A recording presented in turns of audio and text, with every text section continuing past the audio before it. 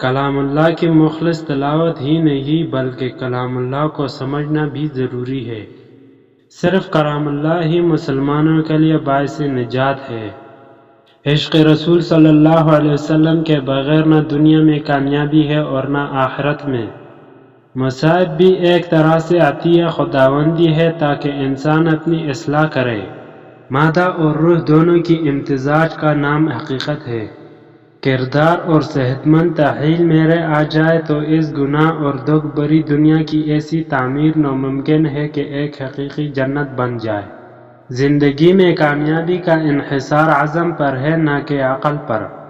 اپنی حدود کو پہچانیں اور اپنی صلاحیتوں کو پرکھیں، پھر زندگی میں آپ کی کامیابی یقینی ہے۔ قوی انسان ماحول تخلیق کرتا ہے۔ کمزوروں کو ماحول کے مطابق اپنے آپ کو ڈھالنا پڑتا ہے۔ یقین ایک عظیم قوت ہے۔ سچی سیاسی زندگی کا آغاز حقوق کے مطالبے سے نہیں بلکہ فرائض کی ادائیگی سے ہوتا ہے۔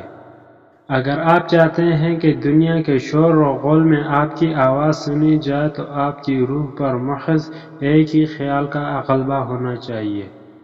مقصد واحد کی لگن والا آدمی ہی سیاسی اور معاشرتی انقلابات پیدا کرتا ہے، سلطنتیں قائم کرتا ہے اور دنیا کو آئین عطا کرتا ہے۔ میں اپنے شب و روز اور ماہ و سال کی قدر و قیمت ان تجربات کے لحاظ سے جانچتا ہوں جو وہ مجھے بخشتے ہیں، اور بعض اوقات میں یہ دیکھ کر حیران ہو جاتا ہوں کہ ایک آن واحد پورے اس سال سے زیادہ گراں قدر ہے۔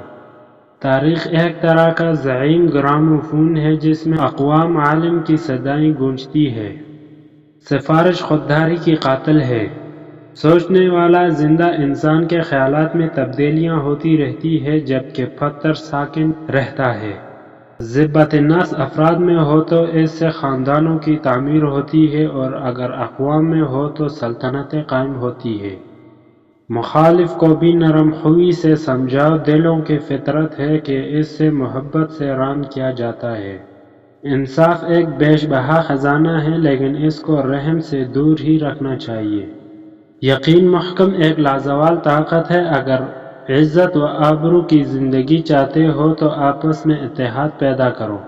دین کی راہ میں خرچ کرنے کی نیت سے اگر مال جمع کیا جائے تو جائز ہے ورنہ نہیں۔ پہلے وقتوں میں تعلیم کم تھی اور علم زیادہ تھا، آج کا علم کم ہے اور تعلیم زیادہ ہے۔ علم کی ابتدا محسوس سے ہوتی ہے۔ نور ایمان کسب حلال سے ہی پیدا ہوتا ہے۔ فقر کی پہلی منزل کسب حلال ہے۔ مہمان نوازی پیغمبروں کا خاصہ ہے۔ اسلام میں توکل اور تقوی معیار شرافت ہے نہ کہ حسب و نسب۔ کام میری نظر میں عبادت ہی کی طرح مقدس ہے۔ یہ خیال غلط ہے کہ اچھے کاموں کا اجر آئندہ زندگی میں ملے گا، حالانکہ اچھے عمل کبھی ضائع نہیں ہوتے۔ انسانیت کی بقا کا راز انسانیت کے احترام میں پوشیدہ ہے۔ صبر مسلمانوں کے لیے بہت بڑی سعادت ہے۔ میں آزاد نظام تعلیم کا قائل نہیں، تعلیم میں قومی ضروریات کی تابع ہے۔ باجماعت نماز کا مقصد یہ ہے کہ جماعت میں شامل سبھی لوگ اپنے مراتب حسب و نسب سے بالا ہو کر اللہ کے حضور حاضری دیں۔ ہر معاملے میں اللہ پر بھروسہ کرنا ہی مسلمانی ہے۔ ایک قابل استاذ ایک سورج کی حیثیت رکھتا ہے جو اپنی روشنی و حرارت ہر چیز اور جگہ تک پہنچاتا ہے۔ مخالف طاقتور سے گھبرانا نہیں چاہیے بلکہ جدوجہد میں تیزی پیدا کرنا ضروری ہے کیونکہ یہی زندگی ہے۔